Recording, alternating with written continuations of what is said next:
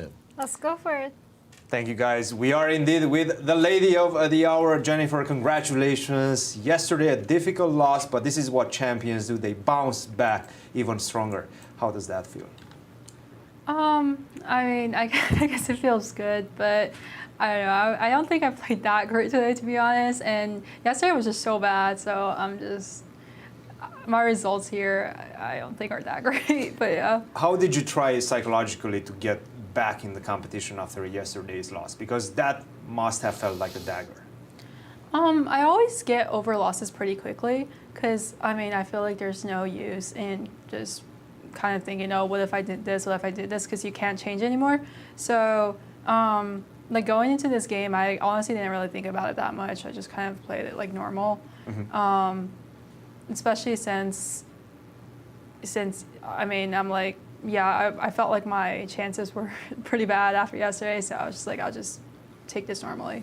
So let's talk about this game, because you played this move bishop to d7. Was that your preparation? You played it super quick. Yeah, well, I'm pretty sure this is what I'm supposed to do. So I had no idea really what she was going to play.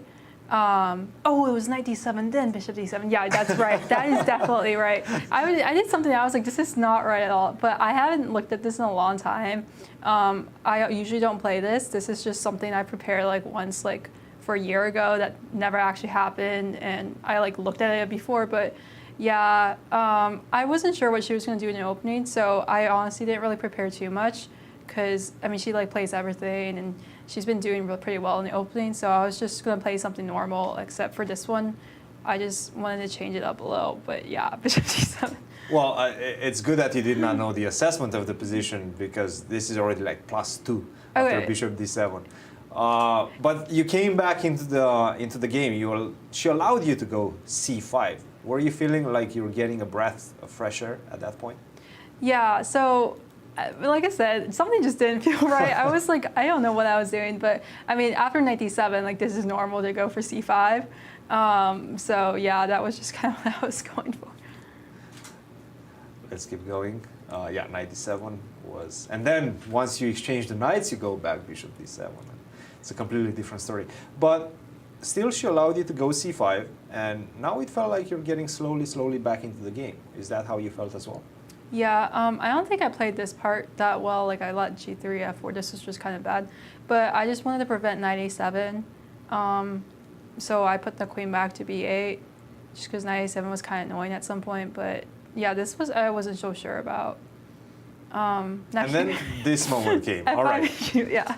I'm not going to talk about the merits of this move, but just explain to us the logic and as well as the train of thought that led to this move g5. Okay, I do not know what the evaluation is, but I did not, like my position was already, it felt like this was like a turning point here, and it was like if I didn't do something, she's gonna get, I mean, she can play g4, and she can push. And I'm not sure what I'm supposed to do here, so I feel like practically g5 is a good idea, because I didn't see exactly how she was gonna infiltrate. Like obviously it's a big weakness, but this was just more like a bluff. Well, it made her think, and it definitely gave you an even greater time advantage. And by the way, it wasn't like a bad move. Mm-hmm. After bishop d4, bishop to e7, try to get the knight to c5, it seemed like objectively you were better. But after g5, the position is still very complex. So nothing big changes. It just looked like a funny move. Yeah, I know. Yes, and then you went g5. Now, what was the next critical moment? When did you feel like she went astray? I think, honestly, like surprisingly, this capture e takes the e5, after I got like this trade, like I don't think I'm like completely better here, but I feel very comfortable in this position. Which at first it doesn't look like it, but it's just because her bishop on h4 is pretty misplaced, and you can't take advantage of like how weak my king is right now. And then, so even though like the bishops look like good, like if you look at it from afar, it's just, I don't see exactly how she should continue, because right now, like if she has a few moves, then maybe she'll be fine, but I'm just kind of taking the open, open policy here. And I think it was actually the 40th move where she made this huge decision to play h3. How did you feel about this move? Yeah, so I did not expect H3 also because it was move forward and usually it's like not good to make big decisions like when you don't have time. But after this, it just seems like now I'm definitely better because the weakness on the weak king squares and the bishop is a bit misplaced on H3 and I have some chances.